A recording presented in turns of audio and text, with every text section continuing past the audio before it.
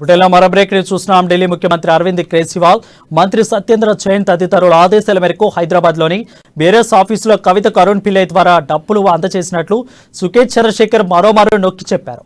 ఈ డబ్బుకు సంబంధించిన కవితతో జరిపిన వాట్సాప్ చాటింగ్ స్క్రీన్ షాట్లను న్యాయవాది ద్వారా విడుదల చేశారు.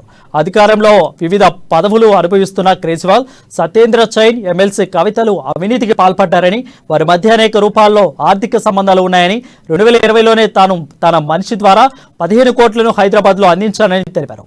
ఈ అవినీతి వ్యవహారంపై సమగ్ర స్థాయిలో దర్యాప్తు జరిపించాలని కేంద్ర హోంమంత్రి, enforcement directorate, CBI director, Delhi lieutenant governor, supreme court ప్రధాన న్యాయమూర్తికి అడ్రస్ చేస్తూ రాసిన లేఖను మీడియాకు విడుదల చేశారు. ప్రస్తుతం మనీ లాండరింగ్ కేసులు ఈడీ అరెస్ట్ చేయడం, జ్యుడిషియల్ రిమాండ్తో భాగంగా అండర్ ట్రయల్ ఖైదీగా మరొండరీ జైల్లో ఉన్నారు. తన లాయర్ ద్వారా ఈ లేఖను విడుదల చేశారు.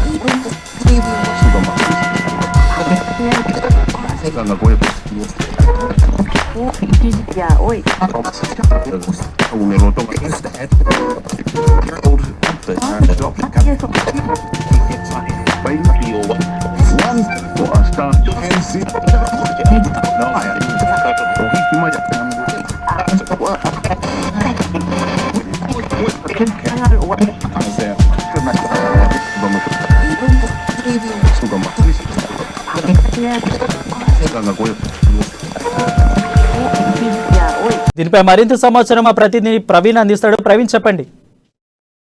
Thank you Varun.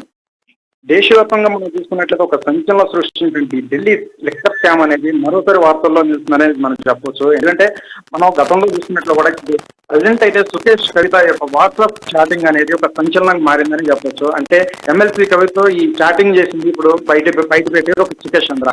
అంటే ఇవన్నీ కూడా ఒక 15 కేజీలు నెయ్యి అంటూ ఒక కోడ్ భాషను ఉపయోగించినట్టు కూడా తెలుస్తుంది ఈ యొక్క స్క్రీన్ షాట్ లో. అయితే కవితక్క టీఆర్ఎస్ అనే ఒక నెంబర్ తో చాట్ చేసినట్లు కూడా వెల్లడించారు సుకేష్ చంద్ర. అయితే ఏపీ సిస్టర్ పేర్లతో ఈ యొక్క కోడ్ భాషలో చాటింగ్ జరిగినట్టు కూడా ఒక చెప్తున్న పరిస్థితి.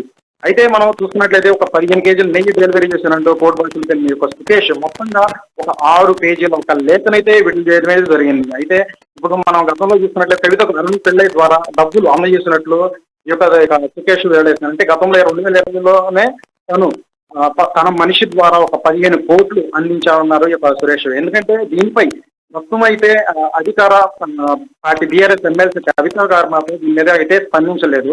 ఏదేమైనా సరే ఇప్పుడు ఒక సంచలనం సృష్టించిన ఢిల్లీ లిక్కర్ స్కామ్ అనేది మరోసారి వార్తలు అందిస్తుంది వాట్సాప్ చాటింగ్ ద్వారా. సో ఏదేమైనా సరే కవిత గారు దీనిపై స్పందించిన అవసరం అయితే ఉంది. Varun. Praveen, right, thank you Praveen.